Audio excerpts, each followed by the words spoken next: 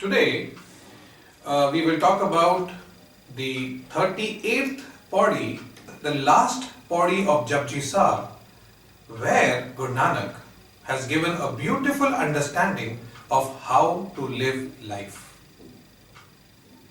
Let me start with a question which had been put to Guru Nanak when he was on one of his udasis in the Himalayas and he met the Nak Sampradas, Siddhas. He was asked, "Who is your Guru?" Guru Nanak Sahib answered in the most beautiful manner, "Sabd Guru, Surt Tun Chela." What does this mean? Sabd Guru. My Guru was the Sabd, the word of that one. That word of that one which arises from within me. That word, that sound, that anhad naad, which flows from within me, that was the Guru. The flow of that reality, the flow of that supreme divine knowledge which flew from within, the Sabd, was the Guru. And who was the student? Surt Tun Chela. Surt, my awareness, my consciousness focused on this Sabd was the student. So you see how beautifully he has put it.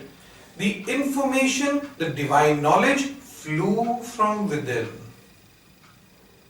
And my mind, my thoughts, my consciousness, when it focused on this inner voice, that was the student.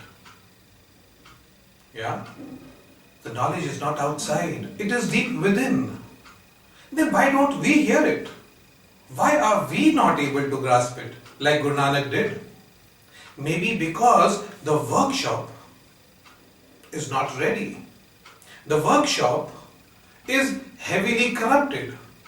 The workshop is stuck with so much of useless knowledge, of useless conditionings, programs, that there is no place for this Sabd to flow.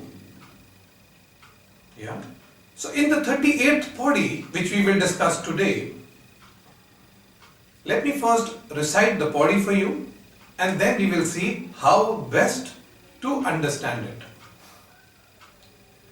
Jat pahada, tiraj sunyar, ehra mat, ved hatyar, pao galla, agan tap tao, panda pao, amrit tittal, kadiye shabd, sachi taksal. We will see the Pauri till here. The last line says, Kadiye sabd, sachi taksal. Guru Sahib is saying, when we prepare this workshop, the pure workshop, the workshop of truth, then inside that workshop, we can mint, we can create, we can become aware, we can produce, we can listen to that Sabd. Yeah? So let's see line by line, word by word, what is the path which Guru Nanak is telling us. Before we start, let me tell you, what Guru Nanak has done here is, he's created a model here. A model of a goldsmith's shop. So he's taken the goldsmith's shop and created a model within so that we can reach the Sabd which is to flow from within us, which carries that true knowledge. So it starts Jat Pahada. Jat Pahada means let self-control be the shop. Self-control. The whole stress is you must start with self-control. Self-control on the 5 senses. All desires rise out of these 5 senses. May it be to eat something, may it be to earn something, wear something, own something. All desires rise out of these 5 senses. And Jat Pahada means let the shop be of self-control. In the Bhagavad Gita, Krishna tells Arjuna, learn to be like a turtle. You see, a turtle, whenever it senses danger, it withdraws its forelimbs and its head into the shell. If you learn to withdraw your senses into your shell, if you learn to withdraw inwards, you start becoming free of your desires. Jat pahada, tiraj suniyar. Let patience be the goldsmith. You know, we are very restless people. We just don't have patience. See it on the road, see it in job, in the bank, in the offices, in your work, in your promotions, see it in any field of life. We lack patience completely. Guru Sahib says, patience is the virtue you need extremely. When you learn self-control, patience will automatically come to you, will it not?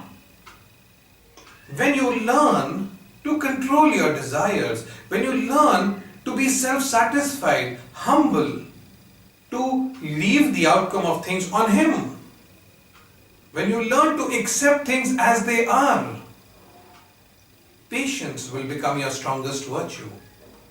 So Guru Sahib says, to walk on this path, first let the shop be of self-control. Then let the goldsmith be patience itself. Ehran mat. Let the mind be the anvil. You know what an anvil is? Whenever a goldsmith or a ironsmith or any workshop needs to do heavy work, they have an anvil. A nice anvil on which you hammer, you create things, and this anvil is a big solid piece of iron which can take all kind of hits. As an engineer, I know the more you use the anvil, the better its quality becomes. So Guru Sahib is saying here, Ehran mat, let the mind be like an anvil. The mind should be like this anvil which can take all kind of strokes. And with every stroke, it becomes better and better. What have we done with the mind? We have made our mind into a begging bowl. You know that? We collect whatever we get.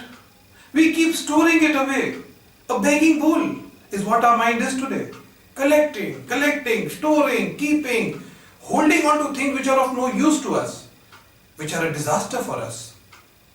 Guru Sahib says, let it not be so. Let it be like an anvil.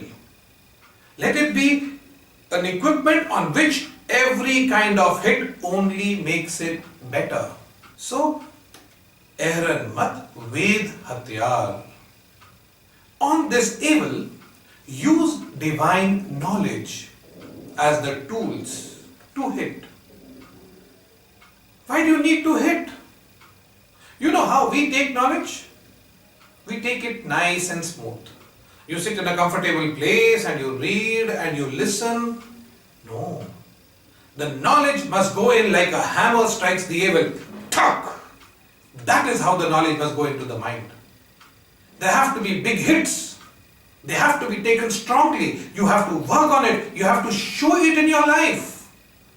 It is only then that the knowledge of the Vedas, of the Bani, of the Quran, of the Bible will actually come to use. Not smoothly sipped in, because that smooth sipped in like a cup of coffee does not even change your mind a bit. Has no effect on you at all. Right? Pau kala agantap tau. Pau, fear. The bellow. You see, when this goldsmith works, he has a furnace. And to get the furnace going, he has a bellow. With that he goes foo, foo, foo, foo, foo to build up the fire. Guru Sahib says, let Pau, the fear of God, Pau be the bellow to rise up this fire of desire within you to reach Him, for this Shabd, to understand Him, to understand the reality of the universe. Fear. It seems such a wrong word, fear of God. Why should we fear God? We should love God. In the Bani, fear of God has been used a number of times. A number of times. Please understand one thing. This fear is not like the fear we have of worldly things. If I am a thief, I fear the police. If I am rich, I fear the robbers. Here Guru Sahib is not talking about this kind of fear. The fear of God is very similar to saying, जब उसके नियम से चलोगे तुम, when you work on His laws, when you work in accordance to what you are supposed to do. Because in Gurbani, there are places where it says the rivers, the oceans, the earth, the air, everything lives in the fear of God, in the bow of God. It doesn't mean that they are scared of God. No. It means they work as per the law and the order of God. They work in accordance to the laws which God has laid down, or that one has created. Yeah? Agan tap tao. Let that fire within you burn. Because till you do not have that fire to understand the reality of the universe, it is very tough to reach the level where Shabd starts to flow from within. Panda Pao. The utensil we keep on top is of love. So keep the utensil of love. And Amrit Tal. And the Amrit Bani, the knowledge, the Naam, the what we learn from the Bani, let that melt slowly in this bowl of love. Tit Tal means melt it down. So when we collect divine knowledge and when we melt it in this bowl of love, it's in a way saying, when we take this knowledge and with love, we start living as per this knowledge. We start following this knowledge. Yeah? And this knowledge is not something great. Maybe if I say this knowledge is free yourself of Kam, Krodh, Lobh, Moh, Ahankar, of the 5 enemies of anger, lust, greed, ego, and replace them with the beautiful virtues of compassion, love, humanity, simplicity. So in this bowl of love, when you start melting these, now Kadiye Sat Sachi Taksal, now the workshop is pure, clean and ready for the Sat to start flowing from within. In such a beautiful manner, Guru Sahib has led us to prepare ourselves to be that pure workshop in which the Sabd, the pure knowledge flows from within. Let the shop be of self-control, the first step. This will lead to the Goldsmith being patience itself.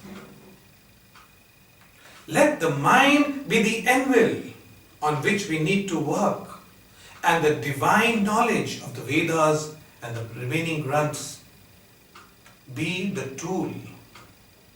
Let the fear of God be the bellow which builds up that flame within us with the desire for this knowledge.